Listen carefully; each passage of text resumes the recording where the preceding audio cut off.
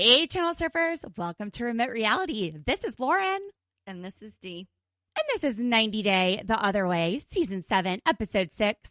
And it seems a bit dodgy. We've got a new couple, but honestly, they seem familiar. What the hell are you talking about? Dee, like Einstein, time-space continuum equals MC square. We've got a time warp. Somebody has figured out how to go forward in time. How so? Are you high? Are you drunk? I mean, it's 5 o'clock somewhere, but no, we've seen this couple all season. They just strapped them into a 1985 DeLorean, got them at 85 miles an hour, and boom, here we are 12 years later. Don't you see? This is Luke and Madeline.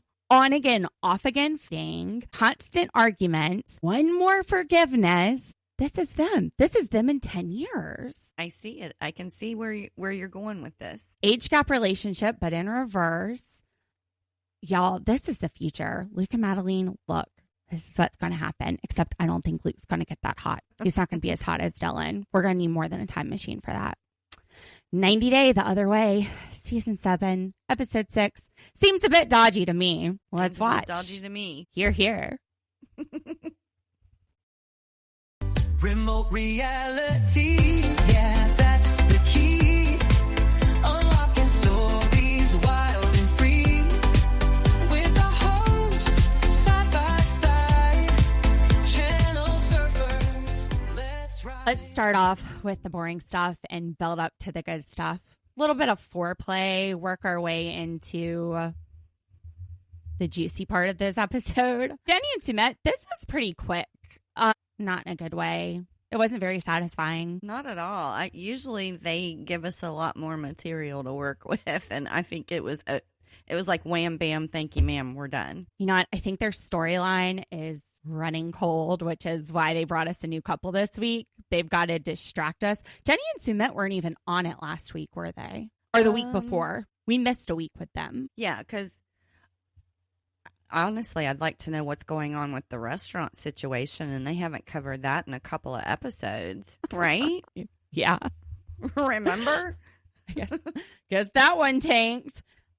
Jenny doesn't understand why the aunt was mean, which I have trouble believing this is a real storyline. She understands the caste system and Indian culture better than people watching. She lives in India. She understands what societal pressures they have. I feel like this is just playing dumb for a storyline so they can get 5 minutes on this episode and get a check. Yeah, that makes sense because I mean it was the same stuff they were discussing last week. You've never even seen Jenny and Sumit before. Why was the aunt mad? Answer this for Jenny. For Spaghetti Jenny. Because of the age difference, which is what we've been hearing for the last few episodes. And what is it about the age difference that bothers her? It's just not acceptable in their society. She's being looked down on. Sumit says he thought they were over it. Maybe they are. Maybe we are just getting a fantastic acting from Aunt Jenny Spaghetti. Aunt Jenny's face. She would hate that we call her Aunt Jenny. I don't remember her name. Sumit's aunt. Yeah, the mean one. The mean one. She's the mean one. So, Sumit is proud that his mom stood up for Jenny. Yeah, Jenny was worried that it was going to change his mom's opinion of her or maybe make her look more negatively at their marriage. And, she didn't. And I think that made Jenny feel good. Then again, Sadhna explained to us in the other episode that basically Sumit chose his path and society's going to look down on her either way. So why fight them? Just love your son and they're going to hate you. Let them hate you. Right. She basically was forced into accepting that. Either lose everybody and your son or just lose everybody, not your son. And then Jenny, who has been itching to get out of Sumit's parents' house since the moment they walked in the door, decides to twist this argument into another reason that she doesn't want to live there. One of the million reasons she doesn't want to live there is if this is how your family acts and they could poison your mom against us, like anything. Like they're out of spaghetti would be enough reason for her to move. I can't eat. I can't make any dry noodles. She would want to leave. Yeah, I can see that. I didn't know if she meant leave India or leave their house? Oh, no. Leave their house. Okay. Oh, no. She's getting it good from Sumit. She's not going to He's take flipping that her back over, to the patting her down. US. We're going to... The way that Joe. Brennan does it on Love is Blind, not the way that Nick does it. I was gonna say we should have Joe come and narrate this for us Joe, while he's drunk. Here's a few drinks. Tell us what Sumit's going to do to Jenny. He's not going skiing. Anyway, that's our Love is Blind. We're having a lot of fun covering that. Isn't that's my favorite show right now. No hate on 90 Day. Next is Matthew, and Greta. And Greta, she's still pissed about those clothes. Can you blame her? How long does she hold on to this? Like 20-year wedding anniversary. Still mad? I would say yes. Greta, if they make it to a 20-year anniversary, she will still bring it up. Remember that time when I came and you didn't even have anything ready for me? I didn't have any place for my clothes. Yeah. She's like a cat with the catnip. Mm-hmm. Good one. Well, let it go. So she goes to take a shower after she makes one of the many passive-aggressive comments about the clothing. Although, toward the end of this, honestly, okay, Matthew, he's not picking up what she's putting down. She just needs to tell him, move the shit out to the garage. She is making him guess what she wants, which is pretty obvious. Like, she is sitting there with a Pictionary board, drawing a picture of his clothes on fire, and he has no idea what it means. She just needs to say, move this out to the garage. Because later on, he says, if you want this space, this is your room as much as my room. Take my stuff out to the garage. No, Matthew, just get your ass off the couch and go take it. She just got off of a long flight. Just do it. Yeah. I think What's that all about? I don't know, but I think instead of dusting those picture frames, he should have been cleaning out his room and his drawers and making some room for her so she feels like it's her space too. Dusting those dustless picture frames. Yeah. He completely messed that all up. Different but priorities. He continues to mess it up. Because he's sitting there petting his doggy dog on the couch, little Nellie, who we just get in a third tier, like in a lower cryon. We get the name of Nellie, who Nellie's adorable. Mm-hmm. She kind of reminds me of your Bella. Yeah, I think she's some kind of a border collie or border collie mix, something like that is what she looked like to me. And that dog's straight chilling on the couch. I mean, spread out. They are on one side of this love seat, Greta and Matthew. Later on in the episode, and the dog is just like spread out across the other side. Mm-hmm. My couch. Make no mistake, Greta. This is Nellie's apartment. This is Nellie's house. It's never going to be yours. It's never going to be Matthew's. The dog owns this house, as it should be. That's the way it is here. That's how it should be. So Greta gets in the shower, and they tell us an hour goes by. Caroline and Mark, Matt's parents, walk in. It's been an hour. They come in. Greta's still in the shower. This is like Showergate from Big Brother. How long is she showered? Like, how bad was that stink? Is she having to bleach it out? What's going on in the shower for an hour? Well, maybe she's Lysoling down, too. Just dunk herself in disinfectant. I mean, he did tell her she stunk when she got there, so maybe she's just going overboard to compensate. An hour. I don't know. I don't know what to do in a bathroom longer than 15 minutes. So there's been a lot of those kind of issues coming up here lately. Maybe she was so mad at him when she got there and she was hoping to get sex, but now he's just not getting it. So she went and took care of herself. That's it.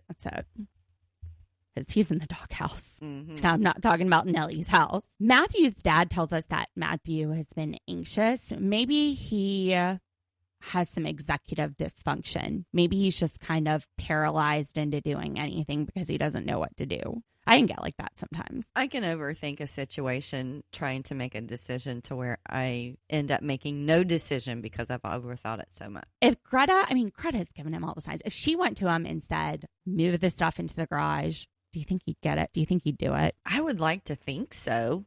I mean, that's pretty much a command. Just move it. Of course, I want a drawer or two. And then she gives him a little training treat, a little biscuit. Mm-hmm. She's got a jar.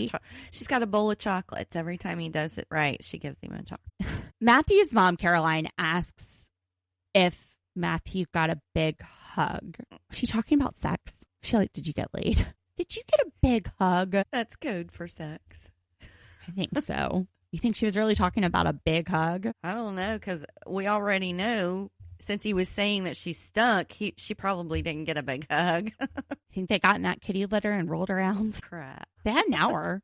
Maybe she wasn't in the shower the whole hour. Maybe he was in there with her. And maybe they were doing some cat play. Yeah. Meow. What are those scratches? Did Apple get mad at you? So the parents say that they look happy, and they do. When they're around the parents, they're putting on a great act. This is like Dr. Jekyll and Mr. Hyde. And Caroline tells Greta, we made you some meat-free zones. In the freezer. What does that mean? I don't know. That was not a big freezer. It was like a chest. It looked like it was like the bottom drawer of one of those like double refrigerators where it was like at the bottom and you just pulled it out. So I don't even think it was as big as a chest. I mean, it was a smaller section than like a single chest freezer. Yeah. So like she gets the top and the meat is just looking up at her vegetables. I guess maybe so, no touching. Maybe they think it's contagious or something. The meat is going to infect your veggies are basically in what is that thing called? Where they put the bodies in the fridge, the hospital, the dead people. Oh, like the body bags or? No, where you roll them in after. The morgue? That. Yeah, like her vegetables are just chilling in a morgue with some cows. I want to know more about this meat-free zone. Yeah. What's the definition of a meat-free zone? Yeah. And among those questions has to do with this beautiful, quote-unquote, vegan cake. What did you think? It looked yummy. It did. I don't know how tasteful a vegan cake is. I've never had one. Well, Caroline said besides being vegan, it's not bad. But is this truly vegan? It has cats on top of it, hazel and apple. I thought those were out of some kind of fruit, though. They're still animals. Oh, I see where you're going with this. This is not animal free. They're about to eat hazel and apple. Don't think that's vegan. Actually, vegan cake, though, if you get the Duncan Hines cake mix and you mix it with a can of soda and then bake it, so just the cake mix and the soda, mix and bake, that makes a vegan cake. And you can even use diet soda, which... That's what I like to do. I'll use like a diet soda. So it's a little healthier when I eat the whole box. But it's good. But you don't add the eggs. So, yeah. How's it healthier? It's because you don't have the calories from the eggs or the oil. So it's less calories, not necessarily healthier. Well, canola oil is not good for you anymore. So unless you're putting beef tallow in your cake, it's probably healthier to not. I don't know. I actually have a recipe where you use yogurt in place of the oil. Ooh. Or applesauce.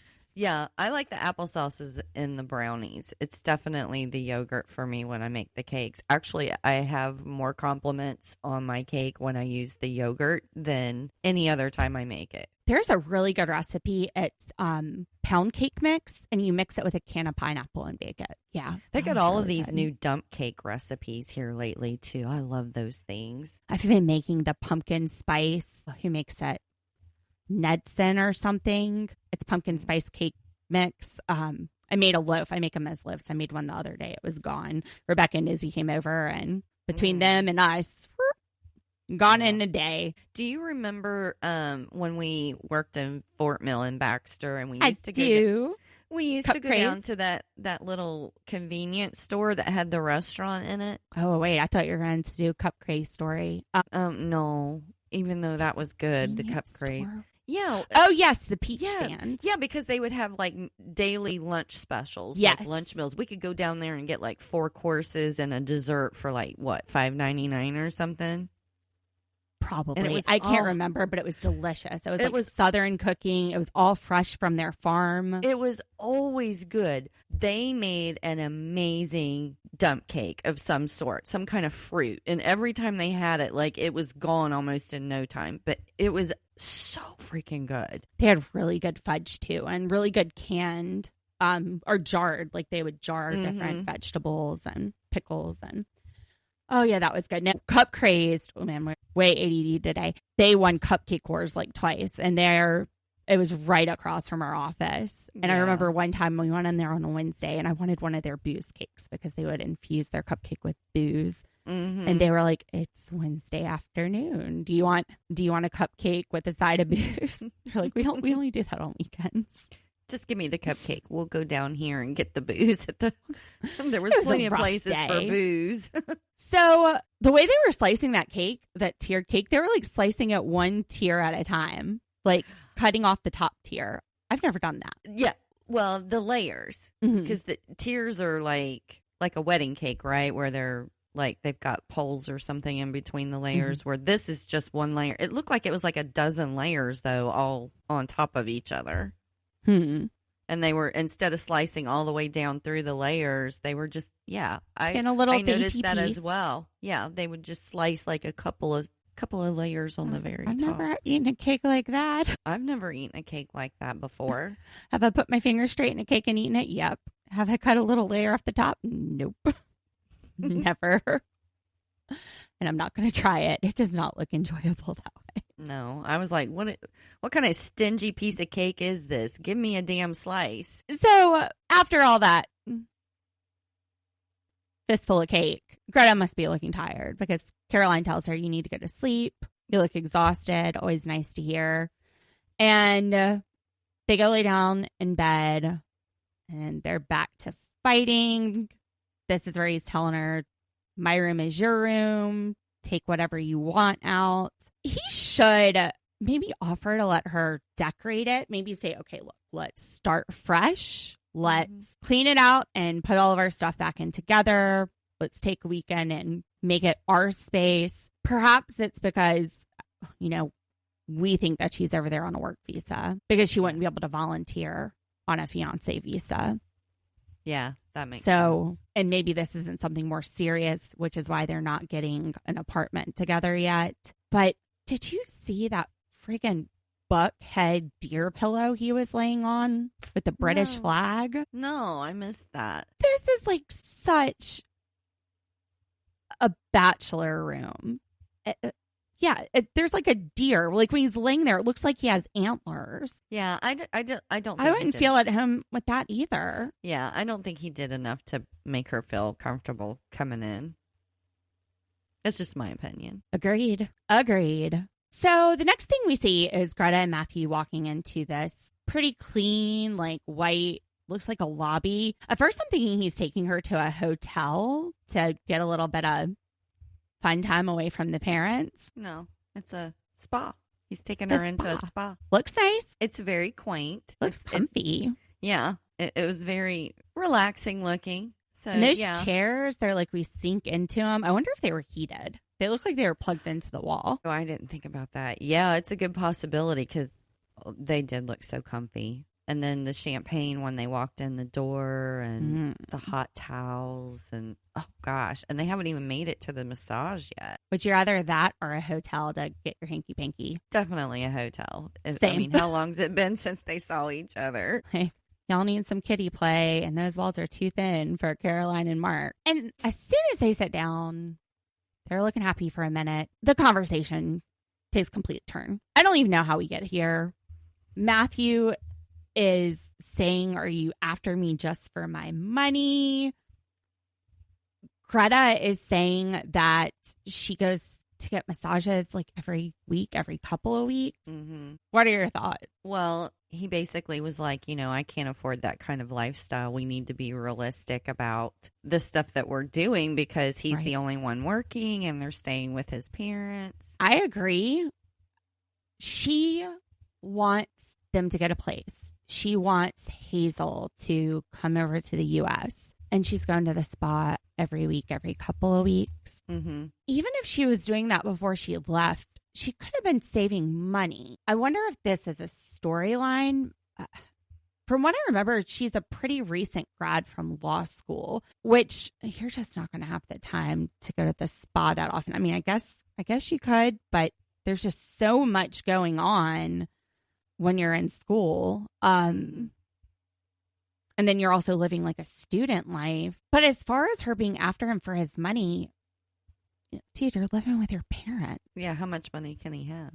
Well, I mean, and she also pointed out to him, she's like, basically, you know, this is just a spa visit or a massage. You've upgraded the motor in your car when it didn't need to be upgraded. You just bought a very expensive computer, and it's a massage. And he says, well, we're both using the computer and the car, but I just think that he probably has some valid points. Absolutely, they need to watch their funds until they get their own place because they have things that they want to accomplish. Right. But he went about it the wrong way. I mean, he just sounded like an ass about it. He was very condescending with her, I thought, in the way that he approached the conversation. I didn't like it at all. She didn't either. no, she felt like she was a burden. And she said, look, I don't want to be a burden. She feels like she just rolled up on this dude into his bedroom that he dusted. And this is all going to take time. She has to get her certification. I mean, she's a licensed attorney in the U.S. She's got to do a whole nother thing now to be an attorney in the U.K. I said, you know what, Hazel loves you a way that Matthew cannot love you, Greta. You need to run back home to Hazel, get your massages and your kitty snuggles because Matthew can't love you like that. No. And that's probably how I could have been a crazy dog lady. Yeah. I mean, she's basically he's turning their sacrifices into a pissing contest of who's doing more, and it's not sitting well at all. Well, and then she is turning their expenses into a pissing contest. You spent this, and I spent this. I think they're acting. I still think this is just a storyline. Because they ain't got nothing better to do. They've got nothing to fight about. They're living with his parents. True. If she had these financial concerns, they didn't just pop up when she flew into the UK. She would have had them going in there, and hopefully she would have considered those and taken some precautions with her spending and not gone to the spa every week. You got to look at the needs versus wants sometimes. I'm not all Dave Ramsey, like beans and rice and beans, but I mean, I go to get my hair done every couple months. Quite a while. That's about as spa as I get. Yeah, I don't spend money on stuff like that either. Luke and Madeline. Did you notice that the cars are the same way in Colombia as in the U.S.? Like the driver's side is on the same side as us? Yeah, I did. I think that was the first thing I wrote to is road rage. I'm She's driving. a road rager. But she's forgiven him this time because he was tired. This time before, I think he's going to expect forgiveness. Maybe, but I mean, she didn't forgive him enough to give him any. She still withheld sex because she's mad. See, I couldn't tell because she was saying she was so horny. And then he was like, oh, it felt good because we cuddled. Yeah. No, I interpreted what she said as it sucked because she was so horny, but. See, I thought she was making excuses. And she was like, look, yeah, I was angry, but we just had some angry sex. I was like, she forgave him because that D must be good. Maybe. I don't know. That's just, I thought that she had withheld it. So, okay. Well, whatever happened, I don't know if they're going to be doing anything for a while. They're going to taste some floofy cakes. And we've got 3 choices: vanilla berry, red velvet, and pistachio. Which one would you say is wedding cake to you? Or is there an option that maybe we didn't get to sample because we started fighting? What says wedding cake to you? The red velvet. Yeah? Yeah. I love red velvet, though, so I might be a little prejudiced. I was thinking like an almond cake. Yeah, it's typically not your traditional just plain vanilla and stuff that you see in wedding cakes. They're always some kind of fancy flavor with some kind of fancy icing. Mine were cupcakes. Yeah. A variety. The vanilla berry, Luke says that's basic. The red velvet, That's the Madeline one, doesn't like that, but that's what Luke thinks as wedding. Right. It looked like there was a lot less dye in it than an American red velvet. Maybe. It looked more chocolate than red velvet, which sometimes the dye can be very off-putting in a red velvet cake if it's not done right. Nothing like red dye. Delicious. And then the pistachio cake with passion fruit. I don't think they made a choice, but I feel like that's what they were going to pick because Madeline loved it. In fact, she said, we need to get this for me and something else for everyone else because I'm not sharing. This is mine. Okay, so that was the pistachio one. The pistachio is passion fruit. I wasn't sure, but that's the one she said looked like his butt, right? I missed that part. Yeah, I think she said that cake looked like his butt. I think I would have liked that one the best, but sometimes I get these maybe allergic reactions to pistachios. My throat will get itchy. And then the last time I made some no-bake cookies and I added pistachio butter, substituted half the peanut butter to make them kind of like the Dubai chocolate inspired. Anyway, yeah, I got real sick. Like I was vomiting. It was not good. So I probably need to just stay away from the pistachios. But that one did sound delicious. And there's this like, it looks like a cake or something sitting off to the side the whole time. They're like little red squares of cake or something. It's different than the slices they're getting to try. And I wonder if that's a prop, considers where it ends up.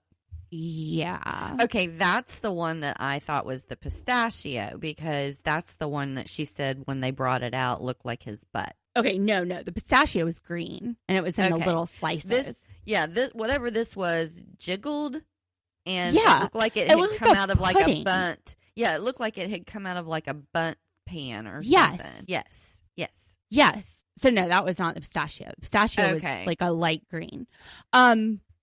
But he apologizes for it being a rough start and says he loves her so much and he has something to tell her and she knows some shit is coming. She's like, you're being weird. What's happening? He downplays this so much. Remember when I told you I was going to David's house? And she's like, yeah, you didn't respond to me. The whole weekend. She said the whole weekend. Dude, well, he had a small bachelor party. And a stripper came over and did stripper stuff. I didn't touch her. Like, she keeps prodding him. And I wouldn't believe him either. Mm-mm. He said he wasn't going to have one. He's downplaying this. He's not giving her answers. She's having to drag stuff out of him. So she throws his butt in his face. His butt cake. his butt jiggly cake. butt cake. And it looks like pudding or something. It's all over him. She storms off to the car. She says she's lost the last almost 2.5 years of her life, which she's 20. So was she 17 when they started dating? I don't know. I thought he was older than that. He is. He's 32. And she says the last 2.5 years and she's 20. Oh. Yeah. She might have been illegal, at least in the United States. Not in South Carolina. 16. But legal or not legal, why is he going after a 17-year-old? Because women his own age know better. Gotcha. So he's cleaning cake off of himself, and she's telling him, I warned you, I'm done. And she goes and gets in the car, and then he's like downplaying this to the cameras. She doesn't like the idea of me being around other women at all. I didn't plan this. I was just there. And starting a marriage out without honesty isn't a good place to start. Would he have even told her if there weren't cameras there to capture it? Well, no. I mean, he said that's why he was telling her. I'm not sure. I don't think so. He didn't tell her about Esposa. She had to figure it out. He wasn't real forthcoming with the details of it when she was asking him. She was dragging it out of him. And he's not taking any accountability. He was just there. Okay, so you can't get up and say, I appreciate this, but I told my fiance I wasn't going to do this, so I'm not going to do it. Yeah, I understand. But I also don't understand what the big deal is about it. Shouldn't trust him. Well, yeah, but that's a her issue. So why are you still seeing him then? Exactly. Why are you but still, talking about getting married and planning this wedding? How do they build back the trust? After he sat there and lied to her and started seeing another woman behind her back, and then now he's lying to her about the bachelor party. When, look, if you're going to have one, don't tell her you're not going to have one. Say, all right, if my friend, or don't withhold it for days. He's not being upfront about this at all. I get He's what you're sketchy. Yeah, I get what you're saying. But obviously the trust issue didn't just start. So this whole relationship, she's probably had these issues. Why is she going forward with it? Because she thinks she can change him. Because he started heart. dating her when she was 17 and she is not experienced enough to realize you can't change somebody. What you get is what you get. Well, which is why he targeted her. Because he would have been, 9? And she was 17? Mm-hmm. And she keeps trying to leave him. She's blocking him. She's saying, look, it's over. Mira. Look, I don't have my ring on. And she just drives off and leaves him there. But he's going to come crawling his way back in. I'm sorry. Forgive me one more time. And she'll I probably promise I'll forgive him. change. Yeah, well, she'll probably forgive him again. That's, Right. Look, he's never going to learn if she keeps doing the same thing over and over again. Like, And she doesn't have the experience because she's only 20. She Well, it hasn't learned because she hasn't known. It doesn't take a freaking genius to know that if you keep forgiving somebody for something, they're going to continue to do it. Like, if you're not going to teach them a lesson or let them know that you mean what you're saying, that doesn't take a genius. But he keeps making the promises and she thinks he's going to change. And she keeps forgiving the promises. So why is he's not going to change. That's not going to change. He's Which not is why they are Pattia and Dylan 10 years ago. Yeah. But I don't think she's old enough to know better. She just, Well, I mean a lot of her childhood, it sounds like, was based on just survival, just making sure she had a roof over her head, had food. She didn't have the luxury of focusing on falling in love, dating. Well, When you're homeless and you're a kid, necessities are going to take priority. Yeah. So honestly, I would think she would have a lot more skill set and experience. She has life experience. She doesn't have love experience because she didn't have the luxury of getting that. Well, they're not always separated. If there's experiences that she's had in her life that she's had to take control of, why can't she do the same thing in her love life? I mean, Takes time to figure out. I don't know. I'm not going to sit here and blame it on her age, though, because we've all been that age. And some of us had a lot more shit we had to deal with at 20 and 21. Right. But how old were you when you started dating? 16. When I was allowed to, go out on a date. And at that age, she was homeless. I see what you're saying, but I'm just saying I think that she's got some pretty tough life experience, and I think that it would make her less naive when it comes to love. I guess.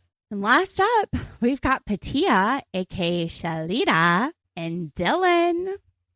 Patia, she is 58 years old. She lives in Dallas, Texas. Her stage name is Shalita. She's smoking hot. Oh my gosh. I hope I look that good at 58. I don't even look that good, and I'm 41. So she's been an exotic dancer since 1989 when she was 21 years old, and that was 37 years ago. She says that dancing, it makes her feel youthful and energetic, and it keeps her fit. So I wrote down that the fountain of youth must be being a stripper. That's it. D, we got to change jobs. That's the reason why. That's the reason why there's those stripper exercises. Remember, they're on the poles. I'm just going to put a pole in my room. You know what? They would pay me to put my clothes back on. They would be like, girl, them boobs. Those boobs are hanging down. Did you ever see the movie Coyote Ugly? Mm-hmm. Okay, so do you remember? I'm going to call him Dan because I don't know what his name is. Her dad was the Dan from Roseanne. John Goodman? Yes. So John Goodman gets up on the stage and he starts dancing. And all of the girls were like, take it off, take it off. And then when he started taking his clothes off, they were like, put it on, put it on. That would be me. My son didn't even want these milkers. They're not looking like Shalitas. Oh, Dylan, he's 38. He's from Tasmania. I called it. I knew that he was a male stripper before he even said it. The way he was talking about plumbing, like plugging up leaks, and all of his clients were just very beautiful women. Before he even sat there and said, I heard you have a broken pipe. I'd hate for you to get soaking wet. Before he even said that, I was like, this man does the same career. The only thing I was thinking is, finally, this show has some eye candy. Finally. He is smoking. That, she's right. I've never seen abs like that. No, he is so fine. So fine. I like him better as a blonde, strangely. I usually like dark hair. Mm-hmm.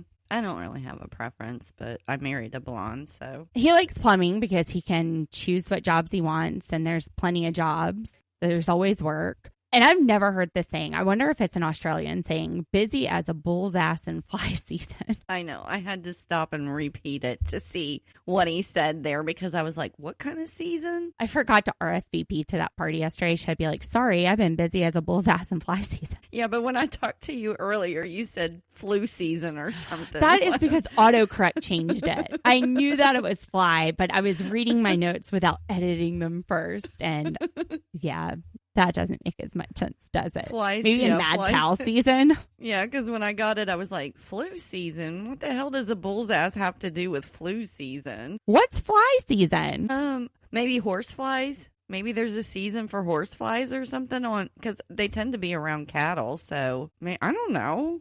What's fly season? Well, summer. Summer Go is ahead, fly make season. it up, Dee. Tell us all about fly season. Fly season. I mean, we don't really see them in the winter. Maybe, I don't know. Flies, also known as sky raisins, tend to come out in the spring months. That is when my dog snatches them out of the air for a yummy treat. And in other words, bull's asses are very busy during that season. Just helping them over the fence. I don't care. He could say the sky. This guy could say the damn sky is purple for all I care. I'd believe. Dee him. needs her pipes cleaned. She's like, plumber. I could use some plumbing. Plumber for one. Bring that wrench when you come. So he's the only male stripper in Rochester. And he made it to Australia's Got Talent to their finale. And then he got a gig as an MC for Australia Down Under in Vegas. And that's where he met Patia at his show. And at the time he met her, she was married twice, separated, wasn't looking for love. That's always how it is. Mm-hmm. And he saw her on the stage and she said it was love at first boob sight. She does have an amazing rack. She does. Mine haven't set that high since I was in my 20s. Wonder what makes them sit that high. Like, seriously. Probably some enhancements. Yeah, maybe there's some boob shelves or something put in. Yeah. She looks great. Now, she says that he's an old soul. She never thought she'd date someone that's 20 years younger. And they've been together for 12 years. So you were saying you were getting like a Jenny and Sumit vibe at first? Mm-hmm. Yeah, until she talked to her nephew. I was thinking, oh, this is going to be a love story like Jenny and Sumit. Oh my God. Speaking of love story, Dee, look over your shoulder. Look at Drake. Dee has this adorable little red-nosed pitty with blue eyes, and he's just got his little face smushed onto his paws. He's just staring over here. He's being so patient, listening to me. He's got something to say about this. He's like, did you say bone or boner? Because I want a bone. Bacon flavor. Please and thank you. He wants to go live with Greta's family. It's like, yeah, there's a meat space. Designated meat space. Hey, Mom, can I have a designated meat space at my house? A meat zone, not meat free, but meat zone. Look, he's all excited about the meat zone. He's getting up. All right, sorry. He has his own T-shirt, by the way, on our store. He does. Because he has so many opinions about the shows. He's always in the videos. I don't think that Brad Pitt's hot. She compares him to Brad Pitt. I can see like the body type maybe from like when he was in Fight Club or Snatched, but Thelma and Louise is what, as soon as she said Brad Pitt, I was like, yep, Thelma and Louise. But he's hotter than Brad Pitt. He's got a better face. I don't know. He looks a lot like Brad. He's got that jawline and things like that, like Brad Pitt has. I always thought Brad Pitt was good looking. Not me. And it might be the blonde hair thing, which is tripping me out because this dude looks better at the blonde. Now, he said he only wants to be with Patia. Immediately, I'm thinking, Hootie and the Blowfish. I only want to be with you.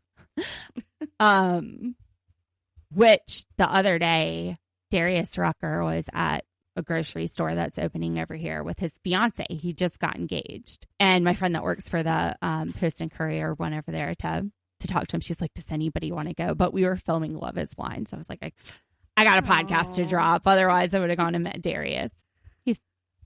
He's my favorite. I love Darius. He's Gamecock, just like me. University of South Carolina, go Cox. Love Darius. So they lived together in Vegas for 7 years. And then said he had to move back for some visa stuff. So I'm wondering if he overstayed his visa. And that's why they've had to be long distance and have to go the other way. And it's been a while since we were looking at the different kinds of work visas. We did it earlier this year in one of the CLEs where I'm learning immigration law. But it looks like there is a visa that you can extend up to 7 years. Like you can keep getting renewals, but it's a maximum of 7 years. But that's for executives and managers. The other one is 6 years. I don't know that an MC of a Vegas show would be an executive or a manager. I have no idea. And I wonder if he stayed over an extra year. Because if you stay over 6 months, then it's a year ban. If you stay over a year, it's a 10-year ban from coming back. So I wonder if that's because they were both working in Vegas and they were making good money. They were living together. I wonder if that's what happened. The visa process is not, and this is not legal advice. That's me. Am I rambling? It's not forgiving. It's not an easy process. And also, even if he did like stay within his visa and leave, to come back over, it might be hard to do as a stripper because they're usually looking at people with specialized knowledge. Which at the time he had been the MC for America's Got Talent. He had been on his show. So there was a notoriety to him versus him just coming over to strip. That's not usually what they're looking at for work visas. So yeah, that was interesting. I had to start thinking about that. But she's talking to her showgirls and she's like, yeah, I'm going to go over to Tasmania. I'm going to read books. I'm going to read the Bible. I'm going to retire. And her friend, who's much younger, questions whether or not that's really what she wants. And at first I was thinking, okay, her friend's young. She never sees herself doing that because it sounds really boring and she's enjoying the nightlife. But then we start to hear about Pattiya and Dylan's relationship. And I can see more where this friend is cautiously coming from. Right. Yeah, because she sits there and she tells the friend that she's actually left once before, sold everything, got rid of everything down to just the suitcases and the carry-on. And they went to, I think she said Asia. Thailand. No, Thailand. Yes. And that didn't work out. No, because he was going to support her and he wasn't working. They were spending money. They were fighting all the time. She says that they fight because of jealousy with their jobs. And she wound up back in the U.S. dancing again. But she says no matter how much we fight, our love's strong and we end up coming back together. Red flag, red banner. Somebody get the red paint and just go all up and down everything that she owns. It's been 12 years. She's saying she's going over for one last chance and she's tired of going back and forth. There's a solution to this. If she's tired of going back and forth, I've got a solution that 100% will work. Dump him. And she's 58, not 20. This is about to be divorce number 3. Yeah. Well, if they actually get married. Stopping her. Well, I don't know. He hasn't proposed this time. Which we get into when her nephew, the brilliant Nick, comes over and eats some of her chicken curry and tries to give his aunt some sage advice. This is the textbook cougar and cub situation.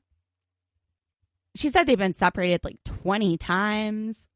And Nick said, where's the ring? So they've been together 12 years. 9 years ago, 3 years in, he proposed and took the ring back because he wasn't ready for this. And she says, oh, it was his age. So yeah, 9 years ago, he was 28. That's not young. They were living together in Vegas at the time. Right. And everybody keeps telling her, think about what you're giving up. If you want to take a risk, fine, but make it a calculated risk. Like, make him propose before you go over there. Don't give up your life for someone who's not willing to promise you theirs. After 12 years, after one failed attempt, or I guess 2, the engagement from 9 years ago, and then the last time she went over there, 20 failed attempts, whatever. You're going to be 60 soon. Well, I think that's the reason why she's willing to do this one last ditched effort. Well, she also has this sunken loss fallacy where she says, I've invested so much into this, I can't give it up. I hear that a lot, though, from women in my age group like her. You know, if we've dumped 10 or 12 years into relationships, they don't want to start from scratch. That is not uncommon in my age group, because I've heard friends of mine say the same thing. It's not uncommon in a lot of situations. Like financially, you hear people say, oh, I've put so much into this. And it's like the definition of insanity. They keep giving the same thing, expecting a different result. Yeah, I think it's not wanting to accept that you've wasted that amount of time of your life, especially at this age. That's what I think. So waste more of it? Hey, I'm not saying I believe that reasoning. I'm just saying I've heard it before. And it's not, first of all, to say it's a waste is way oversimplifying this.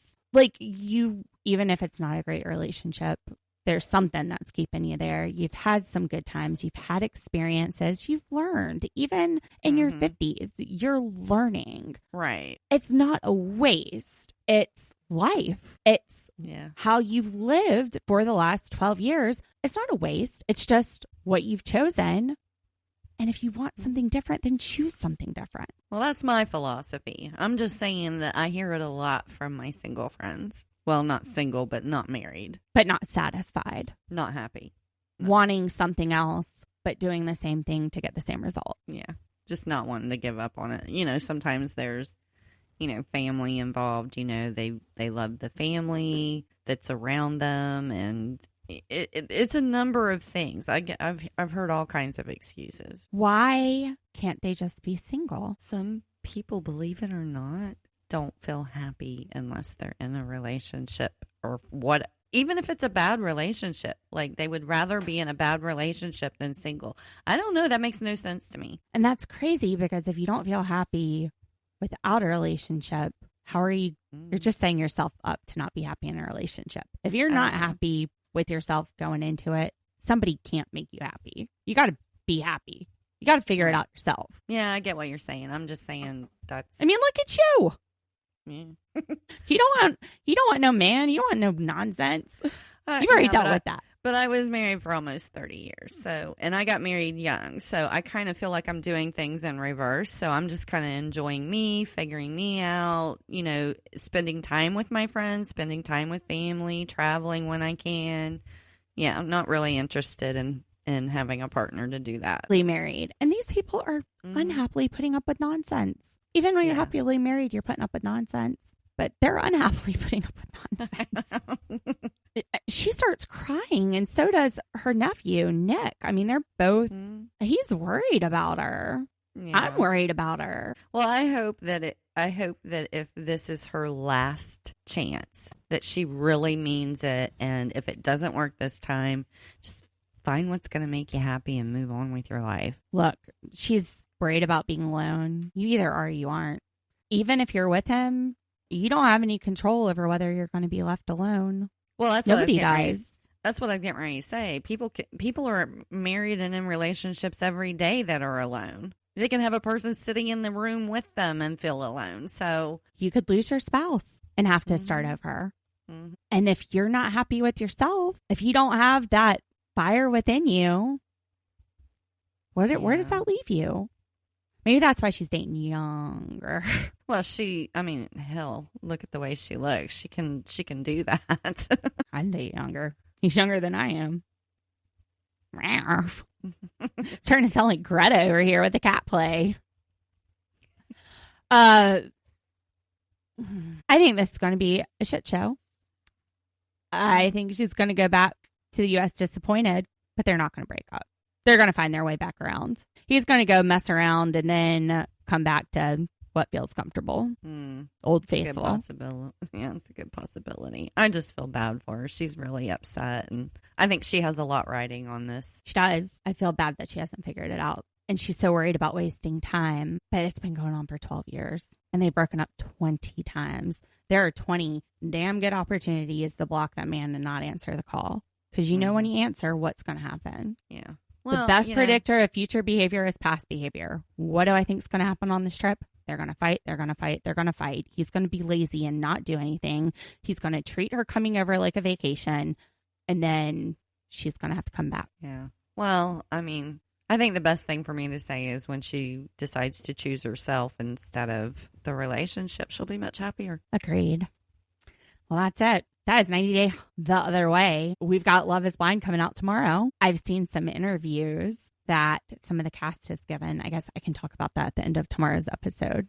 We can do it after the theme song.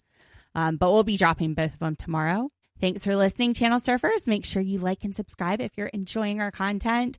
We're up to 70 YouTube subscribers. Woohoo! Thank you all very much. We made it past the 69. We don't suck anymore. Yeah, we do. Who are we kidding? Love you. Like, comment, let us know what you're thinking. And we'll see you tomorrow with Love is Blind. Bye. That's right. Tune in, don't delay.